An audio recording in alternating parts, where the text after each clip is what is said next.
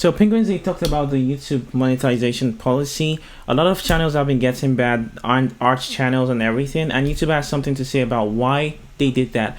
I've made a couple notes today, mostly addressing all of these things from a different perspective, because Penguin Z is a big YouTuber. A lot of people know him, so that is definitely going to be a different opinion from someone that's starting from scratch. Now, I have a channel and I've done a lot of things, but let's address the 8,000 hour requirement. Now, so what the new policy does is that it kind of makes it 2 times. It's not 2 times. It could be if you're looking at the graph, it's probably a couple more times difficult, because maybe you have a time in your channel where things are hard, and you know let's not get into my mathematical theories, but basically it makes it 2 times harder, because it's now from 4,000 hours of watch time to 8,000 hours of watch time, right?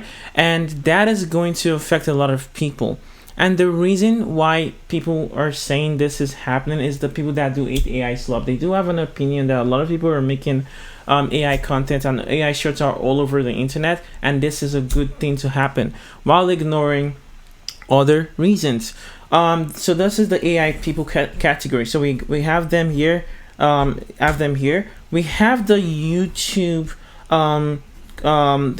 CEOs, and they're right here. And those guys are kind of handshaking each other right now. Maybe that's your intention or not, but they're handshaking each other right now and giving themselves a big hug, because they have some people to support their stuff. But what you don't know right here is the people that are doing heavy AI slop content. They don't really care.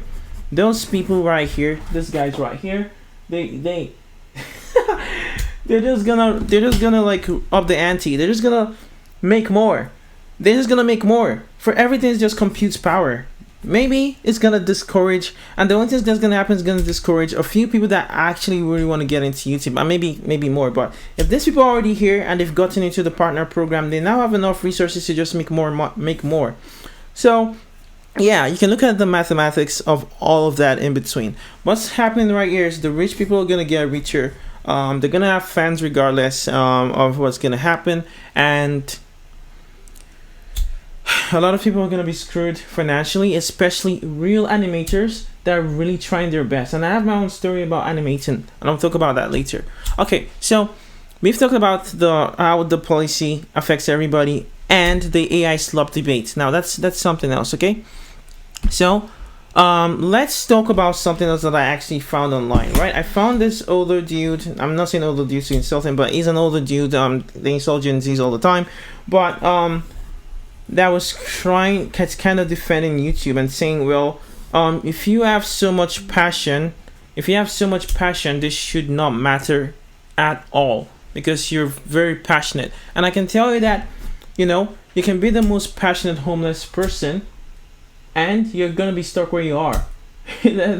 Having passion doesn't solve everything, and I know that personally, because I've worked in certain places where they see that you're passionate. This same boomer people, they see that you're passionate and they want to take advantage of your passion. I don't even want to get into the most depressing. Okay, I'm just going to talk about it briefly. I had a guy that came to work and I was trying to interview, and this guy usually try to get students into work and try to get them to work for free. Okay, internship. But then what he does in this tax is, if it feels like you're good, he's gonna talk down on your degree and everything. Remember, it's the boomers and every other person talking about your degree and shutting you down. Now, if you're a boomer or anyone from older generation watching this, you are affected by this in some sense. So you're out of the equation. So you're good.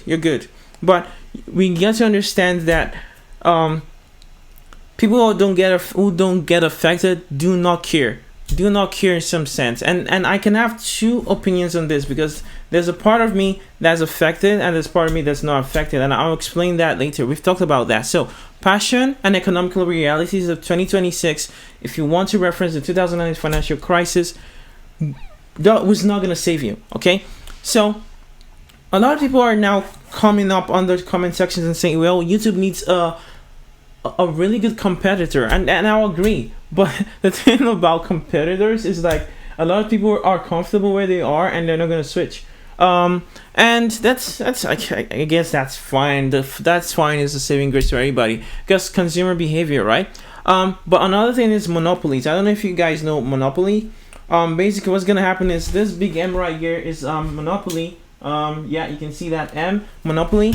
YouTube, if they feel threatened by a very good success, potential successor or whatever, someone that's trying to overtake them, they're gonna buy them out. They're gonna buy them out, and let's say the founders of are so stressed out and they've been really trying to break into the market for years. They might quote unquote sell out and give it to YouTube, and YouTube or any other company is gonna buy them, and then they just go out and rest. Okay, so that may not or may not happen. And there's many YouTube alternatives out there that are definitely not trumping YouTube right now. So I mean, I'm not gonna get too deep into that. So competitors and the lack of community I mean, community is kind of dying slowly in some sense, at least in a general bigger sense. So that's a problem. So now let's talk about me personally, right? And my own evolution. Now, I've been told growing up that I shouldn't draw for various reasons. Don't do art, don't do this, don't do that. Even if that's how I made a bunch of friends growing up. Now, I've been burnt out from art in that regard. And I'm only trying to get over art block recently and actually getting back into art. This channel is mostly me just trying to forcefully break my mind out of the, its habits of like having some certain opinions about things and not doing them. And the biggest rebellion that I'm doing right now on my channel is gaming. The biggest rebellion that I'm doing right now is gaming. Okay? Because it's just different, right? So the reason why I'm doing that is, first of all, I'm getting back my art slowly. I'm taking my time. I'm adding my coding skills and trying to merge all my interests together. It's kind of helping a little bit. But gaming is a new thing for me because like the same people that I used to look up to were always discriminating against gaming. I don't know if you hear about the ideas of people saying that, oh, you just game? That's lame or whatever. Like whatever bad stereotype you have about gaming.